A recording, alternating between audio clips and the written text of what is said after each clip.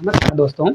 तो आज हम पढ़ने वाले हैं क्या, प्लांट किंगडम, पादप जगत के बारे में पढ़ने वाले हैं। इसके पहले की क्लास में हम लोग क्या पढ़ चुके हैं, जो जीव जंतु जगत है उसके बारे में अच्छे से डिटेल हम लोग पढ़ चुके हैं। उसका पीडीएफ आज डल जाएगा, तो आप वहाँ टेलीग्राम से जाकर वहाँ से डाउनलोड कर सकते हैं। और आज हम पढ़ने वाले हैं पादप जगत, प्लांट किंगडम क्या होता है, इसके बारे में छोटी सी 20 से 25 मिनट की वीडियो में पूरा डिस्कस करेंगे और बहुत सरल भाषा में डिस्कस करेंगे। ये आप जाकर देखिएगा, यूट्यूब पर कोई भी बहुत अच्छे से नहीं पढ़ाया है, सब पैड कोर्स में पढ़ाते हैं, लेकिन मैं आपको बहुत आसान तरीके से, क्योंकि पेपर में यही क्वेश्चन आते हैं, सिलेक्शन वाले यही टॉपिक होते हैं।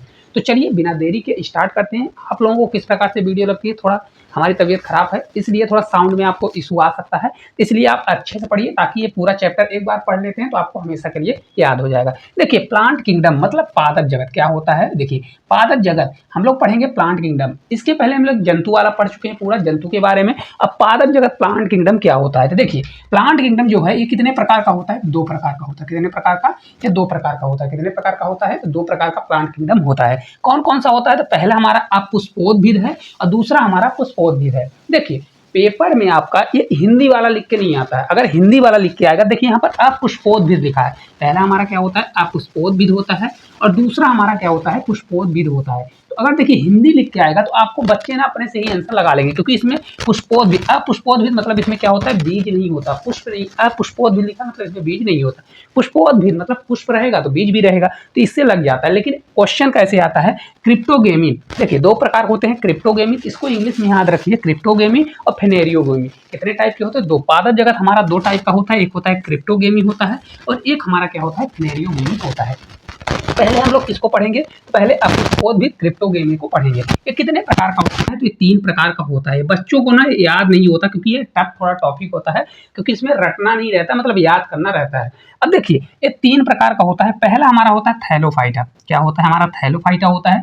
दूसरा हमारा होता है ब्रायोफाइटा होता है। क्या होता है, ब्रायोफाइटा। और तीसरा हमारा होता है टेरिडोफाइटा। क्या होता है, टेरिडोफाइटा होता है। देखिए इसको हिंदी में याद करने से अच्छा है आपको इंग्लिश याद करना, क्योंकि पेपर में इंग्लिश से ही आता है। देखिए इसको थैलोफाइटा को थैलोफाइटा ही बोला जाएगा, ब्रायोफाइटा को ब्रायोफाइटा, टेरिडोफाइटा को टेरिडोफाइटा याद कर लीजिएगा, ठीक है। अब देखिए पादप जगत कितने प्रकार का बटा है, दो प्रकार का। पहले क्रिप्टोगेमी, फेनेरियोगेमी। तो क्रिप्टोगेमी कितने प्रकार का, तीन प्रकार का, थैलोफाइटा, ब्रायोफाइटा, टेरिडोफाइटा। अब देखिए एक एक को बहुत अच्छे से समझेंगे। तो देखिए क्रिप्टोगेमी के पहले पार्ट जो है थैलोफाइटा, ये कितने प्रकार का होता है, थैलोफाइटा तीन प्रकार का होता है। कौन कौन सा होता है, देखिए शैवाल होता है, कवक होता है, लाइकेन होता है। कवक, शैवाल और जो लाइकेन है, इनसे डायरेक्ट क्वेश्चन पूछता है पेपर में। हर चीज में क्वेश्चन पूछता है कि कवक का कहाँ यूज होता है, शैवाल किस प्रकार के जीव हैं। तो आज के बाद ये आपका डाउट क्लियर हो जाएगा, ठीक है। चलिए तो अब आगे चलते हैं, इतना आपको समझ में आ गया होगा। इसको भी थोड़ा याद रखिए कि पुष्पोद्भिद कितने प्रकार का होता है, ये दो प्रकार का होता है। कितने प्रकार का होता है, ये आपका दो प्रकार का होता है। कौन कौन सा, उसका नग्न बीज। कौन सा होता है, तो हमारा पहला होगा नग्न बीजी होता है, और दूसरा होता है आवृत बीजी, या इसी को देखो कहीं कहीं पेपर में लिखा रहता है आवृत बीजी, ये अनावृत बीजी है, मतलब इसमें बीज नहीं है। तो अनावृत बीजी लिखा है तो आपको कंफ्यूज नहीं होना, इसको नग्न बीजी भी बोला जाता है, अनावृत बीजी भी बोला जाता है, ठीक है। तो इसको जिम्नोस्पर्म बोला जाता है, और इसको देखिए आवृत बीजी है तो आवृत बीजी भी याद रख सकते हैं। अब आवृत बीजी जो होता है दो प्रकार का होता है, मैं आपको डायग्राम के माध्यम से बताऊंगा, तो आप जैसे पेड़ पौधे देखते हैं तो आपको इसको रटने की भी जरूरत नहीं पड़ेगी। तो इसमें देखिए दो प्रकार होता है, एक बीजपत्री और द्विबीजपत्री। कैसे होंगे, एक बीजपत्री हो जाएगा, एक होता है द्विबीजपत्री, ठीक है। इतना आप मन में अपना रिकॉल कर लीजिए कितने प्रकार के हैं, और ये सभी को एक एक को बहुत अच्छे से डिटेल से हम लोग पढ़ने वाले हैं। चलिए देखिए पहला हम लोग पढ़ेंगे, अब पुष्पोद्भिद क्रिप्टोगेमी में थैलोफाइटा के बारे में पढ़ते हैं। कौन सा हमारा है, पहला ही हमारा है थैलोफाइटा। थैलोफाइटा के बारे में पढ़ने वाले हैं।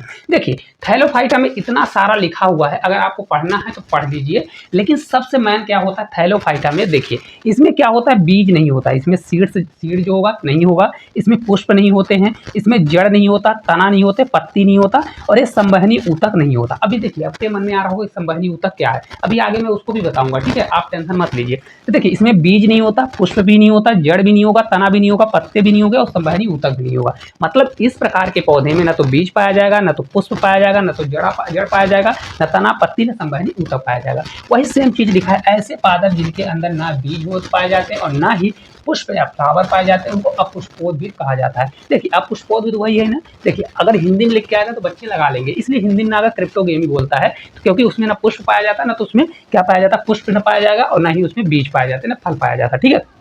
अब देखिए थैलोफाइटा के बारे में हम लोग थोड़ा जान लेते हैं। थैलोफाइटा सेम जो चीज़ मैंने बताया, थैलोफाइटा क्या होता है, ये वनस्पति जगत का सबसे बड़ा समूह है। तो ये आप पढ़ लीजिए कि वनस्पति जगत का सबसे बड़ा समूह कहाँ है, कौन सा है, तो थैलोफाइटा। ये डायरेक्ट क्वेश्चन पूछेगा कि वनस्पति जगत का सबसे बड़ा समूह कौन सा है, थैलोफाइटा है। शारीरिक अभिभेदी जो हमारा दिया गया बॉडी, इसकी सुकाय होती है, कैसी होती है, थैलस जैसे होती है। जो थैलोफाइटा होते हैं इनकी शारीरिक कैसी होती है, थैलस जैसे, थैलस के आकार की जैसी इनकी संरचना होती है। इसमें देखिए वही चीज़ लिखा है, जड़, तना एवं पत्ते आदि इसमें विभक्त नहीं होते, मतलब नहीं पाए जाते। और संवहनी ऊतक भी इसमें बेसल्ट नहीं पाई जाती। क्या नहीं पाई जाती, वेस्कुलर जो होती हैं तो टिश्यूज नहीं पाई जाती, अनुपस्थित होती। उदाहरण के लिए इसमें कितने भाग होते हैं मैंने बता दिया है, 3, शैवाल, कवक और लाइकेन होते हैं। इसके कितने पार्ट होते हैं, 3 हैं। कौन कौन से, यही उदाहरण है, शैवाल, कवक, लाइकेन। कभी पेपर में आएगा, इसके उदाहरण है थैलोफाइटा के कौन कौन से, कवक, शैवाल और लाइकेन है, 3 होते हैं। और क्या होता है इसमें, ना तो बीज पाया जाता है, ना तो पुष्प, न जड़, ये सब चीज़ें नहीं पाई जाती हैं। चलिए आगे चलते हैं। अब देखिए हम लोग पढ़ेंगे किसके बारे में, थैलोफाइटा के बारे में थोड़ा सा और डिटेल जानते हैं कि थैलोफाइटा में शैवाल के बारे में, क्या थैलोफाइटा शैवाल के बारे में जानते हैं। देखिए इसमें क्या अभी हमने पढ़ा कि इसमें ना तो जड़ पाया जाता, ना तना, ना पत्ती, कोई भी नहीं पाया जाता, ठीक है। इसकी थोड़ी विशेषताएं आप पढ़ लीजिए, ये देखिए डायग्राम दिया गया है। इसकी विशेषताएं, इसमें कोशिका भित्ति, क्वेश्चन पूछता है किसकी जो कोशिका भित्ति होती है, इसकी बाहरी परत किसकी बनी होती है। यहाँ क्वेश्चन आता है, बाहरी परत जो होती है पेक्टिन की बनी होती है, किसकी बनी होती है, पेक्टिन की, और प्लस आंतरिक जो होती है वो सेलुलोज की बनी होती है। ये क्वेश्चन कई बार पूछता है, बहुत डीप क्वेश्चन पूछता है। सिलेक्शन वाले क्वेश्चन यही होते हैं कि जो शैवाल की बाहरी परत होती है किसकी होती है, पेक्टिन की, और आंतरिक जो होती है सेलुलोज की होती है, किसकी होती है, सेलुलोज की होती है, ठीक है। आर्थिक कुछ अभी इसके बारे में आगे डिटेल से बात करेंगे, इसको भी रहने देते हैं, ठीक है। इतना आप याद रखिएगा, बाहरी परत पेक्टिन की होती है, आंतरिक परत सेलुलोज की होती है। अब देखिए आगे हम लोग चलेंगे कि संवहन ऊतक थोड़ा समझ लेते हैं कि वेस्कुलर जो टिश्यू होते हैं क्या होते हैं, क्योंकि आपके मन में होगा कि सर आपने क्या किया कि मेरे को संवहनी ऊतक तो बताया नहीं कि संवहन ऊतक होता क्या है। आप लोग जानते हैं कि संवहन ऊतक क्या होता है, नाम भी सुने हैं, लेकिन यह है कि अभी नया नया आया तो थोड़ा सा नहीं पता रहता। देखिए पादपों में 2 प्रकार के संवहनी ऊतक होते हैं। कितने प्रकार के, 2 प्रकार के। सभी ने सुना होगा जाइलम और फ्लोएम। क्या क्या होते हैं, जाइलम होता है और आपका फ्लोएम होता है। देखिए जाइलम आपका है, जाइलम हिंदी इंग्लिश दोनों सेम रहेगा, और फ्लोएम भी आपका हिंदी इंग्लिश दोनों सेम रहेगा। तो आपको ये कंफ्यूज नहीं होना है, क्योंकि आपको इसी में याद रखना है, हिंदी वाले हैं तो भी, इंग्लिश वाले हैं तो भी। अब देखिए जाइलम का काम क्या है, जाइलम जो ऊतक होता है क्या करता है, जड़ों से जल को और घुले हुए खनिज लवणों को क्या करता है, पत्तियों तक पहुंचाता है। देखिए कुछ डायग्राम इस प्रकार से दिया गया है। यहाँ से देखिए वाटर और मिनरल्स, मतलब क्या क्या, खनिज और जो लवण है, जल है, वाटर जल और मिनरल जो है, यहाँ जड़ से, यहाँ से कहाँ तक पहुंचाता है, ऊपर तक। देखिए आपको डायग्राम दिख रहा है ना, ये वाला जो कलर का डायग्राम दिख रहा है, यहाँ क्या ये आपका क्या दिया गया है कि आपका जाइलम है, क्या है, जाइलम। अब पत्तियों से, ये देखिए फ्लोएम ऊतक जो होता है पत्तियों में तैयार शर्करा मतलब भोजन को पौधों के सभी भागों तक पहुंचाता है। अब ये जो पत्तियों में यहाँ पर जो खाना बन गया, जो बन गया, ये जो रेड कलर का ये दिख रहा है ना, ये रेड कलर वाला, ये यहाँ पूरे हर भाग तक ये पहुंचाते हैं। तो क्या सर्वाइव करते हैं, फूड और शुगर। हर शिफ्ट में क्वेश्चन पूछता है, हर शिफ्ट मतलब हर पेपर में, शिफ्ट में ऐसा नहीं कि हर शिफ्ट से ही पूछता है। तो क्वेश्चन क्या पूछता है, जाइलम का क्या काम है, फ्लोएम का क्या काम है, एक क्वेश्चन ये पूछ लेगा। ये भी पूछ सकता है संवहनी ऊतक कौन कौन से, 4 ऑप्शन देगा, इन दोनों में से एक ऑप्शन दे देगा, तो आपको उसमें चुनना पड़ता है। तो ये आप याद रखिए, संवहनी ऊतक जाइलम और फ्लोएम होते हैं। जाइलम का काम क्या होता है, ये वाटर और मिनरल्स का मतलब मिनरल को ऊपर तक पहुंचाना, जड़ से ऊपर पहुंचाना, पत्तियों तक पहुंचाना, और जो खाना बनता है फ्लोएम क्या करता है, उसको हर जगह तक पहुंचाता है। बहुत अच्छे समझ में आ गया होगा, उम्मीद करते हैं एक एक वाक्य आपको समझ में आ रहा होगा। चलिए आगे चलते हैं। देखिए शैवाल के बारे में हम लोग पढ़ते हैं। अब क्या है, देखिए हम लोग संवहनी ऊतक भी समझ गए। अब चलिए एल्गी मतलब शैवाल के बारे में थोड़ा डिस्कस करते हैं, अच्छे से डिटेल से समझते हैं। देखिए शैवाल का अध्ययन क्या कहलाता है, डायरेक्ट यहाँ क्वेश्चन बनता है कि शैवाल का अध्ययन या स्टडी क्या कहलाता है, तो इसको फाइकोलॉजी कहते हैं। क्या कहते हैं, फाइकोलॉजी। एक एक पॉइंट पर क्वेश्चन का आंसर बन रहा है, तो आप लोग बहुत अच्छे से याद रखिए, क्योंकि हर क्वेश्चन अपने आप में बहुत इंपॉर्टेंट है। देखिए इसका अध्ययन, शैवाल का अध्ययन क्या कहलाता है, तो ये आपका फाइकोलॉजी कहलाता है, ठीक है। इसके अलावा संवहनी तंत्र, इसमें संवहनी तंत्र क्या होते हैं, अनुपस्थित होते हैं। मैंने क्या बताया, देखिए अभी ये थैलोफाइटा का हम लोग पढ़ रहे हैं, संवहनी ये शैवाल हम लोग किसमें पढ़ रहे हैं, थैलोफाइटा के 3 भाग हैं। इसमें क्या था, न जड़, पत्ती, तना और संवहनी ऊतक भी नहीं था। तो यहाँ पर क्या हो जाएगा, ये अनुपस्थित हो जाएगा। क्या हो जाएगा, अनुपस्थित हो जाएगा। हरित लवक क्या होता है, उपस्थित होता है। तो ये पूछता है, देखिए हर लाइन में क्वेश्चन बन रहा है, इसमें हरित लवक क्या होते हैं, उपस्थित होते हैं। कोशिका भित्ति भी क्या होती है, देखिए कोशिका भित्ति हमने अभी बात की, इसमें सेलुलोज की होती है। किसकी होती है? सेलुलोज की बनी होती है। किसकी बनी होती है? सेलुलोज की। हमने डीप भी पूछ लिया, आंतरिक बाहरी पूछेगा तो उसको बताइएगा, नहीं तो सेलुलोज आता है तो सेलुलोज लगा दीजिएगा। इसमें पोषण की हम बात करें तो पोषण क्या होते हैं? ये स्वपोषी होते हैं। कैसे होते हैं? स्वपोषी होते हैं। प्रकाश संश्लेषण द्वारा भोजन बनाते हैं। क्या करते हैं? आप सभी जानते हैं पौधे क्या करते हैं? प्रकाश संश्लेषण द्वारा भोजन बनाते हैं और ये स्वपोषी होते हैं। अब बन जाएगा सवाल थैलोफाइटा का है। थैलोफाइटा में जड़, तना, पत्ती नहीं पाया जाता, संवहनी ऊतक नहीं पाया जाता, तो इसमें संवहनी ऊतक नहीं पाया जाएगा, मतलब जाइलम फ्लोएम नहीं पाया जाएगा। हरित लवक उपस्थित होता है। कोशिका भित्ति सेलुलोज की बनी होती है। पोषण ये स्वपोषी होते हैं और क्या होते हैं? प्रकाश संश्लेषण द्वारा खाना बनाते हैं। इनका आवास कहाँ पर होता है? आवास की बात करें तो जली पादप होते हैं। कैसे होते हैं? जल में रहने वाले हैं। जैसे देखिए कौन कौन, समुद्री तथा साधारण दोनों जल में, किसी भी प्रकार के जल में पाए जाते हैं, ऐसा नहीं है। ठीक है, तो एक इंपॉर्टेंट फैक्ट याद रख सकते हैं फन फैक्ट के लिए, ये जो ये आलसी भालू जिसको बोला जाता है पर भी ये पाया जाता है। आलसी भालू ऐसे दिखता है, देखिए ये देखिए कवक शैवाल जैसा पाया जाता है। तो आलसी जो भालू जो होता है जंगलों में पाया जाता है, तो उसमें भी शैवाल पाया जाता है। ठीक है, तो आपका शैवाल पाया जाएगा। ठीक है, चलिए आगे चलते हैं, कुछ शैवाल का वर्गीकरण हम देख लेते हैं, क्योंकि शैवाल से बहुत क्वेश्चन बनता है। क्लासिफिकेशन ऑफ एल्गी, शैवाल के बारे में थोड़ा सा पढ़ लेते हैं, क्योंकि शैवाल 3 प्रकार के होते हैं। देखिए शैवाल एक शैवाल होता है क्लोरोफाइसी। कैसा होता है? क्लोरोफाइसी। तो ये आपका फर्स्ट हो गया। सेकंड आपका होता है फियोफाइसी। क्या हो गया? फियोफाइसी हो गया। और थर्ड हो गया रोडोफाइसी। क्या हो गया? थर्ड हमारा रोडोफाइसी हो गया। ये बहुत इंपॉर्टेंट स्लाइड है, आपको याद करना है, क्योंकि यहाँ से क्वेश्चन हर सीट में बनते हैं। ठीक है, देखिए तो क्लोरोफाइसी, इनको हरे शैवाल बोला जाता है। क्या बोला जाता है? कभी कभी हरे शैवाल बोल देगा, कभी कभी क्या कर देता है? क्लोरोफाइसी बोलता है। दूसरा होता है फियोफाइसी को भूरे शैवाल बोला जाता है, और रोडोफाइसी को, रोडो से रेड याद रखिएगा तो लाल फाइसी हो जाएगा। फियो मतलब ये आपको याद रखना है कि भूरे रंग का हो जाएगा। और क्लोरोफॉर्म के मतलब क्लोरो से याद रख सकते हैं, क्लोरो से ये हरे शैवाल होते हैं। ठीक है, तो 3 हो गए। अब देखिए इनको एक एक को अच्छे समझ लेते हैं। इसमें वर्णक कैसे, पिगमेंट इसमें क्या पाया जाता है? तो जो क्लोरोफाइसी होता है इसमें क्लोरोफिल पाया जाता है। देखिए भाई इसका नाम किसके कारण हुआ है? पिगमेंट के कारण ही क्लोरोफिल नाम है। तो क्लोरोफाइसी है तो क्लोरोफिल के कारण इसमें ए और बी पाया जाता है। डायरेक्ट क्वेश्चन पूछेगा कि क्लोरोफाइसी या हरे शैवाल में किस प्रकार का वर्णक पाया जाता है। हालांकि क्लोरोफाइसी ना लिख के हरे शैवाल में किस प्रकार का वर्णक पाया जाता है, तो आप बताइएगा। क्लोरोफिल ए और बी पाया जाता है।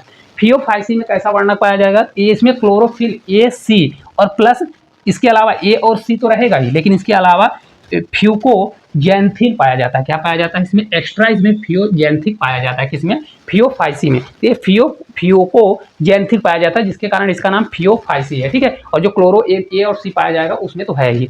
रोडोफाइसी में क्या होता है? रोडोफाइसी में क्लोरोफिल ए और डी पाया जाएगा और प्लस फाइको इरीथ्रिन पाया जाता है। तो ये फाइको जो इरीथ्रिन प्लस में पाया जाता है, इसी के कारण इसका कलर कैसा हो जाता है? रेड कलर हो जाता है। देखिए वर्णक का काम ही होता है कलर प्रोवाइड करना। तो देखिए इसमें क्लोरोफिल ए और बी पाया जाता है, इसके कारण इसको हरा शैवाल, हरा किसके कारण होता है? क्लोरोफिल ए और बी के कारण। इसमें जो क्लोरोफिल ए और सी पाया जाएगा, इसमें देखिए ए और बी है, इसमें ए और सी पाया जाएगा, लेकिन ये जो फ्यूकोजैंथिन पाया जाएगा फ्यूकोफाइसी, इसी के कारण इसका नाम फ्यूकोफाइसी है और भूरे रंग का पाया जाएगा इसी वर्णक के कारण। ठीक है, तो पेपर में आपको डायरेक्ट ए वाला मिलेगा, क्योंकि इसमें यही इसी के कारण इसका कलर ऐसा होता है। और ये रोडोफाइसी जो होता है फाइको इरीथ्रिन के कारण इसका रंग लाल रंग होता है। ठीक है, याद रहेगा ना। अब चलिए संचित भोजन के रूप में हम बात करते हैं कि संचित भोजन इनमें क्या होता है, स्टोरेज फूड के बारे में। तो जो क्लोरोफाइसी हरी शैवाल होते हैं इनमें भोजन स्टार्च के रूप में स्टोर होता है। कैसा होता है? स्टार्च के रूप में भोजन स्टोर होता है। और फियोफाइसी की हम बात करें तो इसमें भोजन जो होता है मैनिटोल और लेमिनेरिन के रूप में स्टोर होता है। तो क्वेश्चन थोड़े डीप होते हैं और टफ होते हैं, शब्द भी इनके ऐसी प्रकार होते हैं। तो भूरे शैवाल में भोजन किसके रूप में स्टोर होता है? तो बताएंगे मैनिटोल और लेमिनेरिन के रूप में होता है। और रोडोफाइसी जो लाल शैवाल होते हैं उसमें फ्लोरिडियम स्टार्च के रूप में होता है। तो फ्लोरिडियम स्टार्च के रूप में किसमें? लाल शैवाल में भोजन स्टोर होता है। ठीक है, इसके अलावा उदाहरण एक एक याद कर लीजिए, इनके उदाहरण बहुत इंपॉर्टेंट है। हरे शैवाल का उदाहरण होता है क्लेमाइडोमोनास, और इसके बाद बालवाक्स, इसके बाद है आपका स्पाइरोगाइरा। स्पाइरोगाइरा बहुत इंपॉर्टेंट है, याद रखिएगा। स्पाइरोगाइरा और कारा, ये आपके हरे शैवाल के उदाहरण हैं। भूरे शैवाल के हैं फ्यूकस, एक्टोकार्पस, सारग सम और लेमेनेरिया। ठीक है, तो लेमेनेरिया को आप लोग याद रखिएगा। इसके अलावा देखिए इसके बाद लाल शैवाल का है पॉलीसाइफोनिया, पेरफायरा और ग्रेसिलेरिया। ठीक है, तो देखिए नाम थोड़े टफ हैं, तो आपको मैं स्लाइड प्रोवाइड करा दूंगा, तो आप क्या कर लीजिएगा, इसको याद कर लीजिएगा। एक बार याद कर लेंगे ना तो आपका सिलेक्शन तक ये पूरा काम देगा। तो एक बार आप किसी तरह से इसको याद कर लीजिए। चलिए आगे चलते हैं। अगला देखिए शैवालों का आर्थिक महत्व। इनका महत्व क्या है भाई? शैवाल के बारे में हम लोग पढ़ रहे हैं, तो अपने ज़िंदगी में इसका यूज क्या है, महत्व क्या है, तभी तो पढ़ रहे हैं, कुछ ना कुछ इसका उपयोग होगा। देखिए इनका उपयोग है CO2 को स्थिरीकरण करना। क्या करते हैं, तो CO2 का स्थिरीकरण। डायरेक्ट क्वेश्चन बनता है कि CO2 का स्थिरीकरण कौन करता है, शैवाल दे देगा, कवक, लाइकेन दे देगा, वहाँ बच्चा घबरा जाएगा। तो आप क्या लगाएंगे, शैवाल। ये इसके अलावा ऑक्सीजन प्रदान करते हैं। क्या करते हैं, ऑक्सीजन प्रदान। भाई ऑक्सीजन प्रदान करते तभी तो CO2 का स्थिरीकरण करते हैं, ठीक है। इसके अलावा खाद्य श्रृंखला में, जो खाद्य श्रृंखला में उत्पादक क्या करते हैं, उत्पादक करते हैं, उत्पादक है, ठीक है, मतलब produce in food chain, food chain को प्रोड्यूस करते हैं या उत्पादक होते हैं। इसके अलावा भोजन में, भोजन जो फूड होता है, पोरफायरा और ये इनका सरगम स्तंभ, ये दो ठो होते हैं जो भोजन के रूप में इनका यूज किया जाता है। कौन कौन सा, पोरफायरा का और सारगम स्तंभ का, ठीक है। इसके अलावा देखिए जल धारण क्षमता, इसमें जल धारण क्षमता भी होती है। क्या होती है, जल धारण क्षमता इनमें बहुत ज़्यादा होती है। तो देखिए एक होता है एल्जीन होता है जो भूरे शैवाल से है, एक इससे है भूरे शैवाल से, और एक कैरानीन जो है लाल शैवाल से है। कौन सा है, लाल शैवाल से है, ठीक है। और इसमें और बहुत सारी चीज़ें हैं, इतना आपको डिटेल में नहीं पढ़ना, इतना आप पढ़ सकते हैं। जल धारण क्षमता बहुत होती है इसमें, तभी आगे अपन पढ़ेंगे तो उसको भी आपको थोड़ा नॉलेज आ जाएगा। देखिए अब इसके अलावा देखिए कवक दिया गया। कवक का अवक, देखिए कवक जो होता है इसका कवक विज्ञान कहलाता है। क्या है, इसका माइकोलॉजी कहते हैं। कवक का अध्ययन क्या, अभी तक देखिए हमने शैवाल पढ़ा, अब कवक फंगी के बारे में पढ़ने वाले हैं। तो कवक क्या होता है भाई, फंगी होता है, इसका अध्ययन कवक विज्ञान या इंग्लिश में इसको माइकोलॉजी कहा जाता है। क्या कहा जाता है, माइकोलॉजी। ये मशरूम भी एक प्रकार का क्या होता है, कवक होता है। जो हम लोग मशरूम खाते हैं, मार्केट में मिलता है मशरूम, बहुत कहते हैं बहुत प्रोटीन रहता है, वो भी एक प्रकार का कवक ही है, ठीक है। इसके अलावा संचित जो भोजन होता है किसके रूप में होता है, ग्लाइकोजन के रूप में भोजन होता है। किसके रूप में, ग्लाइकोजन के रूप में। कवक में जो भोजन होता है हम लोग पढ़ भी चुके हैं, किसके रूप में भोजन होता है, ग्लाइकोजन के रूप में। इसकी कोशिका भित्ति किसकी बनी होती है, काइटिन की बनी होती है। क्वेश्चन पूछेगा कवक की कोशिका झिल्ली भित्ति जो है किसकी बनी होती है, तो काइटिन की बनी होती है। इसके अलावा सैक्रोमाइसेस जो होता है नामक कवक डबल रोटी के निर्माण में प्रयोग किया जाता है। बहुत प्यारा क्वेश्चन है, यहाँ से बनेगा कि डबल रोटी के निर्माण के लिए कौन सा कवक यूज किया जाता है, तो याद रखिएगा सैक्रोमाइसेस। किसके, कौन है, सैक्रोमाइसेस जो होता है कवक, इसका उपयोग डबल रोटी के लिए किया जाता है, डबल रोटी के निर्माण के लिए प्रयोग किया जाता है, ठीक है। और ये कुछ इस प्रकार का आपका क्या दिखता है, इस प्रकार का आप लोग जो मशरूम खाते हैं इस प्रकार का आपका रहता है, तो बहुत से लोग जानते होंगे। चलिए आगे चलते हैं, अब लाइकेन के बारे में हम लोग पढ़ लेते हैं, ठीक है। लाइकेन, देखिए लाइकेन जो होता है एक कवक, क्या होता है, कवक और देखिए शैवाल, इन दोनों को के साथ ही सहजीवन करता है, भोजन संग्रह। देखिए ये लोग क्या करते हैं, कवक और शैवाल जो होता है, शैवाल जो होता है भोजन प्रदान कराता है, और कवक जो होता है प्रकाश संश्लेषण और ये खनिज प्रदान कराता है। तो ये लोग क्या, लाइकेन जो होता है सहजीवी होता है। कैसा होता है, सहजीवी। और इस संबंध को क्या कहते हैं, इस संबंध को ये कई बार क्वेश्चन पूछता है कि कवक और शैवाल के संबंध को, जैसे लाइकेन होता है, संबंध को क्या बोलते हैं, हेलोटिज्म बोला जाता है। क्या बोला जाता है, हेलोटिज्म बोला जाता है। और इनका भोजन किसके द्वारा बनता है, प्रकाश संश्लेषण देता है। क्या करता है, प्रकाश संश्लेषण। कौन देगा, देखिए कवक जो है जल और खनिज देता है। अच्छे समझिए, देखिए कवक कैसे याद रखेंगे, कवक किसको देगा, शैवाल को देता है, जल और खनिज देता है। लेकिन याद कैसे रहेगा, देखिए शैवाल में ऊपर क्या है, मात्रा चढ़ा है, ऊपर वाली ये वाली मात्रा चढ़ी है ना, तो ये क्या करेगा, भोजन देगा। क्या करता है, लाइकेन को भोजन प्रकाश संश्लेषण देता है, और कवक क्या करता है, जल और खनिज देता है, ठीक है। मैंने वही बताया है कि जो कवक होता है वह क्या करेगा, खनिज और जल देता है, शैवाल जो है भोजन देता है, भोजन प्रकाश संश्लेषण इसको लाइकेन का देता है। लाइकेन सहजीवी पौधा होता है। अब देखिए ये जो लाइकेन होता है क्या करता है, ये प्रदूषण का सूचक होता है। क्या होता है, प्रदूषण का सूचक होता है। अगर जहाँ लाइकेन ज़्यादा पाया जाएगा तो मतलब समझ जाइए कि वहाँ पर प्रदूषण बहुत कम है। जैसे दिल्ली में इस समय बहुत ज़्यादा पॉल्यूशन है, तो वहाँ पर लाइकेन आपको मात्रा बहुत कम दिखेगी, ठीक है। इसके अलावा देखिए वही चीज़ लिखा है, इसके अलावा पेड़ों की छाल पर क्या पाया जाता है, कोर्टिकोल्स पाया जाता है। क्या पाया जाता है, कोर्टिकोल्स पाया जाता है। और खाली चट्टानों पर सेक्सिकोल्स पाया जाता है। तो क्वेश्चन कभी पूछ ले कि पेड़ों की छाल पर क्या पाया जाता है, कोर्टिकोल्स पाया जाता है, और खाली चट्टानों पर सेक्सिकोल्स पाया जाता है, ठीक है। इतना आपको याद रखना है। जैसे ये देखिए चट्टान दिया गया तो यहाँ पर कौन सा सेक्सिकोल्स पाया जाएगा, और जो पेड़ों की छाल पर पाया जाएगा उसको कोर्टिकोल्स बोला जाएगा।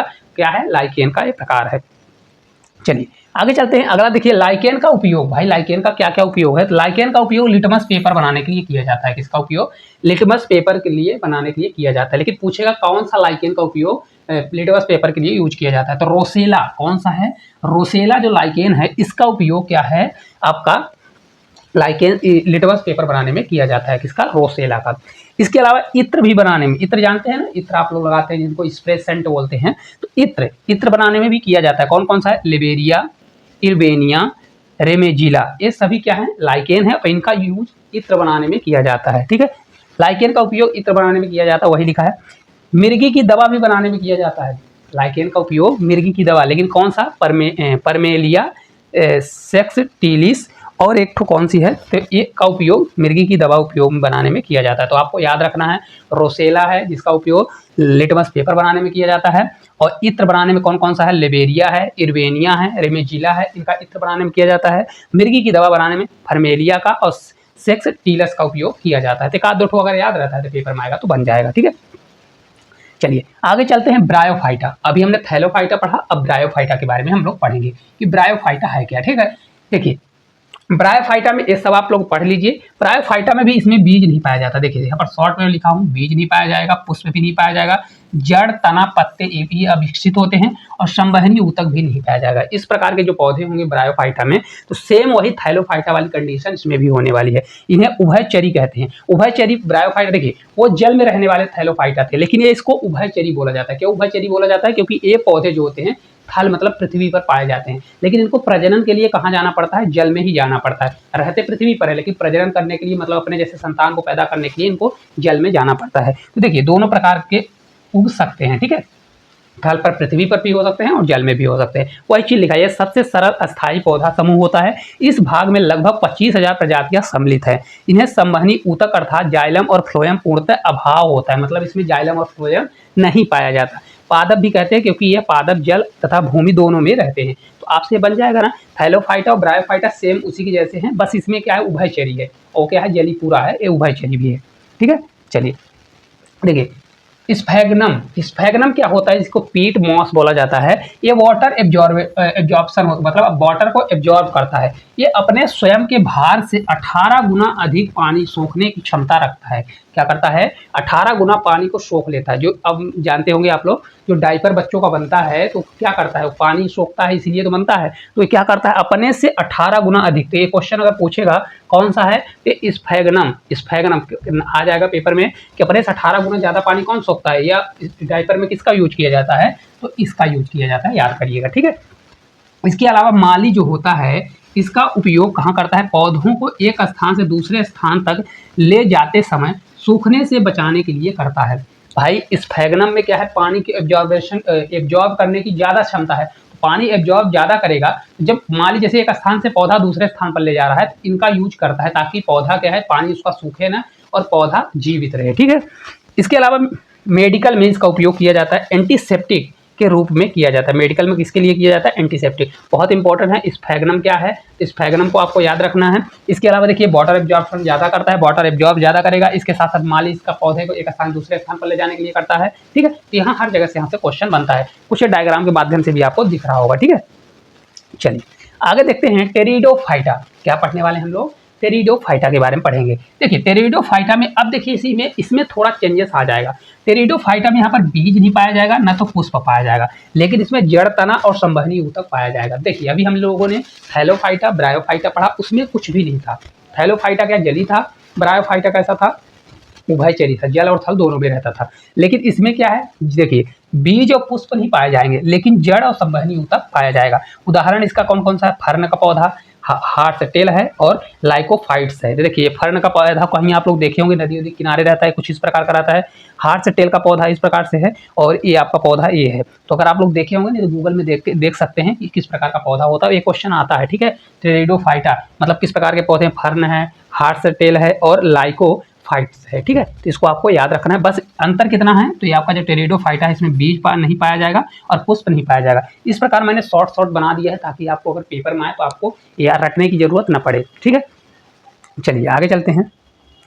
अगला देखिए पुष्पोद्भिद, ठीक है, फेनेरियोगेमी। अभी हम लोग अब पुष्पोद्भिद पढ़ रहे थे, अब हम लोग पुष्पोद्भिद पढ़ते हैं जिसमें पुष्प और बीज पाए जाएंगे, ठीक है। तो ये फेनेरियोगेमी के बारे में पढ़ते हैं। वही चीज दिखा, इस समूह के पौधे पूर्ण विकसित होते हैं। इस समूह के सभी पौधों में फूल, पत्ती, बीज अब सब पाए जाएंगे। देखिए उसमें ऑलरेडी बीज कुछ पाया नहीं जाता था, तो उसको आप थैलोफाइटा आपको ऐसे भी याद रखना है, लेकिन इसमें सब चीज अब पाई जाएगी, ठीक है। इसमें दो प्रकार के होते हैं, नग्न बीजी होता है और एक आवृत बीजी होते हैं। इसको अनावृत बीजी भी बोलते हैं, नग्न बीजी को, इसको आवृत बीजी ही बोलते हैं। दो प्रकार के होते हैं। अब देखिए नग्न बीजी की बात करें तो नग्न बीजी क्या होता है, नग्न बीजी में वे पौधे होते हैं जिनमें बीजों पर कवच नहीं पाया जाता। बीजों पर क्या होता है, कवच नहीं पाया जाता। देखिए सबसे सरल उदाहरण आप याद करिए कि जैसे आम आप लोग खाते हैं तो आम की जब गुठली तोड़ते होंगे तो अंदर उसका बीज निकलता है, बीज के ऊपर कवर चढ़ा रहता है। तो इस प्रकार के जो नग्न बीजी पौधे होते हैं उसमें कवर नहीं चढ़ा रहता है, मतलब आम का पौधा क्या होगा, आवृत बीजी होगा क्योंकि उसमें कवर है, लेकिन इसमें नग्न बीजी वाले पौधों में कवर नहीं चढ़ा रहता। ठीक है, उदाहरण के माध्यम समझाएंगे, समझ जाओगे। देखिए ये पौधे बहुवर्षीय और लंबे होते हैं। ऐसे होते हैं जो नग्न बीजी पौधे होते हैं, ये क्या होते हैं, तो ये बहुवर्षीय होंगे, बहुत ज्यादा साल जिएंगे और लंबे होते हैं। इनकी मुसला जड़ें पूर्णतः विकसित होती है। कैसी जड़ें होती हैं, मुसला जड़ें होती हैं। ठीक है, इसके अलावा ये मरुदभिद होते हैं। कैसे होते हैं, मरुदभिद होते हैं। मरुदभिद मतलब जो मरुस्थली एरिया है वहां पर ये पाए जाते हैं और मरुस्थली में पाए जाते हैं और इनकी मुसला जड़ इसीलिए होती है। ठीक है, तो याद रखिएगा। चलिए आगे चलते हैं। अगला देखिए इसमें है फेनोरोगैम्स। ठीक है, कि बीज पादप युग, इसमें हम थोड़ा सा देखते हैं। देखिए इस प्रकार का कुछ दिया गया है। इसमें देखिए आवृत बीजी जो दिया गया है, तो देखिए जैसे इसके अंदर ये बीज है ना, ये बीज दिया है, तो बीज दिया है, इसके बाहर अगर आप देखेंगे तो ये देखिए कवर चढ़ा है। क्या चढ़ा है, कवर चढ़ा है, तो ये आवृत बीजी हो गया। लेकिन इसमें देखें नग्न बीजी में डायरेक्ट आपका बीज दिया है। देखिए डायरेक्ट आपका बीज दिया है, इसमें कवर नहीं चढ़ा है। क्या है, डायरेक्ट आपका कवर नहीं चढ़ा है, तो ये आवृत बीजी है। ठीक है, डायरेक्ट आवृत बीजी में अंडाशय, फल व वास्तविक पुष्प अनुपस्थित रहते हैं। इसमें क्या क्या अनुपस्थित रहेगा, तो अंडाशय, फल और वास्तविक पुष्प अनुपस्थित होते हैं, जबकि आवृत बीजी में विकसित होते हैं पुष्प भी और आवरण युक्त बीज पादप होता है। ठीक है, इतना आपको याद रखना है। चलिए देखते हैं अनावृत बीजी क्या होता है। अभी हमने नग्न बीजी पढ़ा, अब अनावृत बीजी पढ़ेंगे। इसकी शारीरिक संरचना कैसी होती है। देखिए अभी नग्न बीजी पढ़े ना, उसी का अनावृत बीजी देखा हुआ है, ये न करिएगा कंफ्यूज है, जैसे मैंने आपको बता दिया, क्योंकि अनावृत बीजी जो है वो नग्न बीजी ही है। सेम वही चीज लिखा गया है। देखिए प्रजनन तंत्र, इसमें क्या होगा, प्रजनन अंग के रूप में एक लिंगी शंकु उपस्थित होता है। इसमें प्रजनन कैसा होगा, तो एक देखिए ये जो अनानास का पौधा होता है ना, ये अनानास का पौधा आप लोग देखे होंगे, तो ये क्या करता है, ये भी नग्न बीजी होता है। कैसा होता है, नग्न बीजी होता है। इसमें भ्रूणपोष क्या होता है, अगुणित होता है। कैसा होता है, अगुणित होता है। प्रमुख उदाहरण इसका साइकस है, इसको याद रखिएगा, साइकस, पाइनस है, जो चीड़ का होता है, जीको है और नीटम है। ये बहुत इंपॉर्टेंट है, इनको याद रखिए। ये उदाहरण आपको याद करना ही पड़ेगा, इसका कोई सॉल्यूशन नहीं है। आपको याद रखना है प्रमुख पौधे कौन कौन से अनावृत बीजी के। डायरेक्ट क्वेश्चन आता है अनावृत बीजी, 4 ऑप्शन दे देगा कौन सा अनावृत बीजी पौधा है, तो याद रखिए साइकस है, पाइनस है, चीड़ है, जीको है, नीटम है। ठीक है, चलिए आगे चलते हैं। देखिए अब हम लोग इसको अभी नग्न बीजी के ही पढ़ रहे हैं, नग्न बीजी के बारे में थोड़ा सा उसके बारे में और जान लेते हैं। वे पौधे जिनमें बीजों पर कवच नहीं पाया जाता, अंडाशय, फल और वास्तविक फूल अनुपस्थित होते हैं, ये बहुवर्षीय, लंबे और काष्ठी वृक्ष होते हैं, ये मरुदभिद होते हैं। ये लोग हम लोग तो पढ़ चुके हैं, क्योंकि वही चीज़ लिखा है नग्न बीजी में क्या क्या नहीं होता है, हम लोग पूरा पढ़ चुके हैं, इसको पढ़ने की जरूरत नहीं है। ठीक है, चलिए अब हम लोग आवृत बीजी के बारे में पढ़ते हैं। आपको कंफ्यूज नहीं होना, अभी हम लोग नग्न बीजी, अनावृत बीजी के बारे में पढ़े, अब आवृत बीजी के बारे में पढ़ेंगे, इसका विकास और शिखर पढ़ेंगे। ठीक है, देखिए इसमें देखिए बीज दिया गया है, कुछ इस प्रकार का बीज दिया गया है। इसके बाहर देखिए यहाँ पर क्या दिया गया है, इसका कवर। तो देखिए बीजांड से क्या बनता है, बीज बनता है। इसमें बीजांड रहेगा, बीजांड से बीज बनता है। ठीक है, इसमें देखिए इसमें क्या होता है, द्विनिषेचन एवं त्रिसंलयन उपस्थित होता है, भ्रूणपोष और त्रिगुणित होता है। इसके अलावा तो यहाँ पर देखिए अंडाशय दिया गया, अंडाशय से ही इसमें फल बनता है। ठीक है, देखिए जो आवृत बीजी होता है इसमें सुविकसित पुष्पी पादप होते हैं, फल होता है, अंडाशय, इसमें सब मतलब सुविकसित होंगे, विकसित रहेगा, पादप, फल, अंडाशय उपस्थित होते हैं। इसमें द्विनिषेचन होता है। क्या होता है, उस वाले में एक निषेचन होता था, इसमें द्विनिषेचन उपस्थित होता है। ठीक है, इसमें भी 2 प्रकार के पौधे होते हैं। कैसे पौधे होते हैं, 2 प्रकार के पौधे होते हैं। एक बीज पत्री होता है। कैसा होता है, एक बीज पत्री होता है, और एक हमारा होता है 2 बीज पत्री। कैसा होता है, 2 बीज पत्री होता है। देखिए यहाँ से आपको अब उदाहरण थोड़ा पता चल जाएगा, यहाँ से इंपॉर्टेंट है। देखिए एक बीज पत्री में क्या होती है, अपस्थनिक जड़ें पाई जाती है। अपस्थनिक जड़ें मतलब देखिए रेशेदार जो जड़ें होती हैं, तंतुमय जड़ें होती हैं। देखिए आपको उदाहरण से समझ में आ रहा होगा, ये देखिए तंतुमय जड़ें हैं, तो ये जमीन में अंदर तक नहीं जाएंगी। क्या होंगी, अंदर तक नहीं जाएंगी। इसमें समांतर सिरा विन्यास होती है। इनकी आप लोग पत्ती देखे हैं, जो एक बीज पत्री जो पौधे होते हैं, इसमें क्या होता है, ये पत्तियां ऐसे कुछ जाएंगी और इसमें क्या है, डायरेक्ट ऐसा कुछ बना रहता है। ठीक है, मतलब ये समांतर होती है। क्या होती हैं, समांतर होती है, लेकिन जालिकावत होती हैं। दो बीज पत्री होगा, इसकी मुसला जड़ें होंगी जो जमीन के अंदर तक जाएंगी, और जालिकावत होती है, इनकी पत्तियां जालिकावत। जैसे उदाहरण के लिए आप इसका पौधा बताएं आपको, जैसे पीपल का पेड़ होता है ना, तो पीपल की पत्तियां कुछ इस प्रकार की होती हैं। तो ये पीपल पत्तियां द्विबीज पत्री हैं। कैसी हैं, द्विबीज पत्री, और उनकी जड़ें क्या है, मुसला, तो बहुत नीचे तक जाती हैं। ठीक है, बहुत स्ट्रॉन्ग रहती हैं। इसमें 2 बीज पत्र होगा, मतलब अगर उसके बीज को तोड़ोगे तो उसमें दो जैसे आम का बीज है तो उसको तोड़ते हैं तो उसमें 2 निकलता है ना, उसी प्रकार। उदाहरण के जैसे गुलाब और चना, इसका 2 बीज पत्री है। और इसमें देखें उदाहरण के लिए मक्का और गेहूं, हाँ उदाहरण के लिए एक बीज पत्री, जैसे मक्का और गेहूं का आप लोग देखें, गेहूं की पत्तियां बड़ी बड़ी होती हैं, लंबी लंबी होती है, तो समांतर होती है। कैसी होती हैं, समांतर सिरा विन्यास होगा। इसमें जड़ें कैसी होती है, ज़्यादा गहरी तक नहीं जाती हैं और किस प्रकार की तंतुमय जड़ें पाई जाती हैं। ठीक है, चलिए आगे देखते हैं एक बीजपत्री बनाम द्विबीजपत्री, इसके बारे में देख लेते हैं। वही चीज़ है और थोड़ा अच्छे से समझ जाएंगे तो हो जाएगा। देखिए इसमें जड़ क्या होती है, अपस्थनिक होती है, हम लोग देख चुके हैं कुछ इस प्रकार की जड़। यहाँ से आपका कंफ्यूजन दूर हो जाएगा। ये जड़ें क्या होती हैं, रेशेदार जड़ें होती हैं। ये देखिए मूसला जड़ें होती हैं। ये जड़ें जमीन के अंदर तक जाएंगी तो ये लंबे समय तक पौधा रहेगा। जड़ इसमें मूसला जड़ होती है, यही मतलब इसका मैन वो है विन्यास। इसमें समांतर सिरा विन्यास होती है, इनकी पत्तियों में समांतर विन्यास होता है, मतलब लंबी लंबी पत्तियां रहेंगी और सिरा विन्यास समांतर होगा। इनकी पत्तियां क्या होती हैं, जालिकावत होती है। देखिए कुछ इस प्रकार की, आपको ये समझ में आ रहा होगा। ये पत्ती आप लोग पीपल के पौधे में देखे होंगे। तो ये पत्तियां क्या होती है, जालिकावत शिला विन्यास होता है। इसके अलावा देखिए इसमें पुष्प क्या होंगे, 3 के गुणक में होते हैं। पुष्प जो होते हैं, इनके पुष्प जो लगते हैं तो इस प्रकार का कुछ पुष्प लगेगा, 3 के गुणक में कुछ इस प्रकार का लगता है। ठीक है, ये देखिए कुछ इस प्रकार के इनके पुष्प लगते हैं। तो ये इनके जो पुष्प होंगे ये 4 अथवा 5 में रहते हैं। पुष्प में जो कलियां होती हैं, दलपुंज होता है, दलपुंज के ऊपर जो बाह्य दलपुंज होता है तो उसके ऊपर जो ये लगा रहता है, तो पुष्प कितनी होगी, 4 या 5 गुणक होते हैं। इसके अलावा इसमें बीज कितने होंगे, इसमें बीज 1 होंगे। कितने बीज होंगे, 1 बीज होंगे। और इसमें कितने बीज होंगे, 2 बीज होते हैं। ठीक है, उदाहरण के लिए गुलाब, चना और टमाटर, इसमें 2 बीज होंगे। और इसमें उदाहरण के लिए मक्का, गेहूं, बाजरा क्या है, 1 बीज होते हैं। तो आपको यहाँ से उदाहरण समझ में आ गया होगा। अभी आप अगर जो किसान घर से लड़के हैं तो उनको तो पूरे रट गया होगा, मतलब याद हो गया होगा। जिनको थोड़ा दिक्कत आ रही हो तो वो भी अपने दैनिक जीवन में देखते हैं तो उनसे बन जाएगा। चलिए देखिए थोड़ा कुछ और समझ लेते हैं, विकासवादी सारांश के बारे में हम लोग समझ लेते हैं, क्योंकि ये पूरा निचोड़ है इस चैप्टर का। देखिए थैलोफाइटा में क्या है, थैलोफाइटा में देखिए वास्तविक जड़ें न तो पाई जाती, न संवहनी ऊतक पाया जाता, न तो बीज पाया जाता, न तो पुष्प और फल पाया जाता। यहाँ से पूरा आपका जो जितना भी पढ़े हो पूरा निचोड़ है। इसके अलावा ब्रायोफाइटा में देखिए मूलाभास, इसमें भी कुछ नहीं पाया जाता। इसमें संवहनी ऊतक नहीं पाया जाएगा, न तो बीज पाया जाएगा, न तो पुष्प और फल नहीं पाया जाएगा। ठीक है, इसके अलावा टेरिडोफाइटा में मैंने खुद बताया था, इसमें 2 चीज़ें, वास्तविक जड़ ये नहीं, ये आपका पाया जाएगा, संवहनी ऊतक पाया जाएगा, लेकिन बीज और फल नहीं होते। तो ये आपका ये 2 पाया जाएगा। क्या पाया जाएगा, ये दोनों पाए जाएंगे। इसके अलावा ये भी पाया जाएगा, क्योंकि वैसे भी ये दोनों क्या है, आप पुष्पभूत पौधे हैं, इसमें क्या पाया नहीं जाएगा, पुष्प नहीं पाया जाएगा। इसमें सिर्फ पाया जाता है टेरिडोफाइटा में, याद रखिएगा। इसके बाद अनावृत बीजी में वास्तविक जड़ भी होगी, संवहन ऊतक भी होगा, बीज भी रहेगा, और इसमें सिर्फ पुष्प और फल नहीं होता। जो अनावृत बीजी या नग्न बीजी होता है उसमें पुष्प और फल नहीं लगते। क्या नहीं लगता, पुष्प और फल नहीं लगता। तो इतना याद रखिएगा, जो नग्न बीजी या अनावृत बीजी होते हैं उसमें सिर्फ पुष्प फल नहीं लगता है। इसके अलावा जो आवृत बीजी होते हैं उसमें सब चीज़ें पाई जाएंगी। तो आपको कैसे याद रखना है, देखिए थैलोफाइटा, ब्रायोफाइटा, टेरिडोफाइटा। तो टेरिडोफाइटा देखिए उन दोनों में कुछ भी नहीं होता। टेरिडोफाइटा में सिर्फ 2 पाया जाएगा, जड़ और पुष्प पाया जाएगा। कौन कौन सा, देखिए वास्तविक जड़ पाई जाएगी और संवहनी ऊतक इसमें पाया जाएगा, कौन सा, टेरिडोफाइटा में। अब रही बात आवृत बीजी, अनावृत बीजी। तो आवृत बीजी में सब पाया जाता है और नग्न बीजी या अनावृत बीजी में फल वाला नहीं पाया जाता, लास्ट वाला पुष्प और फल नहीं पाया जाता। ठीक है, इस प्रकार आज हमने पादप जगत को बहुत अच्छे तरीके से इस छोटी सी वीडियो में हमने पूरा बताने की कोशिश की है। अगर थोड़ी सी भी आपको गलती लगती है तो इसके लिए क्षमा करिएगा। मैंने आपको बहुत सारा सरल और बहुत साधारण भाषाओं में बताने की कोशिश की है। इसका PDF आपको जल्द टेलीग्राम चैनल पर प्रोवाइड कर दिया जाएगा। तो अगर आपको इसी प्रकार हर साइंस के चैप्टर को बहुत पूरे अच्छे तरीके से निचोड़ पढ़ना है, चैनल को सब्सक्राइब करें, एक प्यारा सा कमेंट करें, वीडियो को जितना हो सके उतना शेयर करें। तो आज के लिए इतना ही, धन्यवाद।